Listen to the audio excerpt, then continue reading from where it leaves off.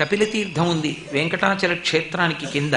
కపిలతీర్థంలోకి కూడా బ్రహ్మాండంలో ఉన్న తీర్థాలన్నీ వస్తాయి. ఎప్పుడొస్తాయి అంటే కార్తీక మాసంలో వచ్చేటటువంటి పర్వదినాలలో మిట్ట మధ్యాహ్నం వేళ కేవలం కొద్దిసేపు ఆ తీర్థములు ఆవహించి కపిలతీర్థంలో ధారగా పడతాయి. అప్పుడు ఎవరు స్నానం చేస్తారో వాళ్ళు బ్రహ్మాండాల్లో ఉన్న తీర్థాలన్నీ స్నానం చేసేసినట్టే. కానీ పర్వతుడు కోరిన కోరిక అది కాదు. ఆయన అడిగింది ఏమిటి అంటే సతతం, ఎల్లప్పుడూ ఉండాలి. ఆ తీర్థములు ఏదో ఒక ప్రత్యేకమైనటువంటి నైమిత్తిక తిథి నాడు రావడం కాదు, అన్ని తిథులయందు రావాలి, అన్ని వేళలా ఉండాలి. పగలు ఉండాలి, రాత్రి ఉండాలి, సంధ్యలయందు ఉండాలి, అన్ని వేళలా మీతో పాటు ఉండాలి, దేవతలందరూ ఉండాలి. అలా నా యొక్క తల మీద మీరు వేయించెయ్యాలని అడిగాడు. శివుడు ఆశ్చర్యపోయాడు. ఎంత గొప్ప కోరిక కోరావయ్యా, ఏమిటి దీని వల్ల నీకు ప్రయోజనం అంటే, నాకు కాదు ప్రయోజనం, అనుష్ఠాన బలం లేకపోయినా ఇన్ని పాపాలు చేసిన వాడైనా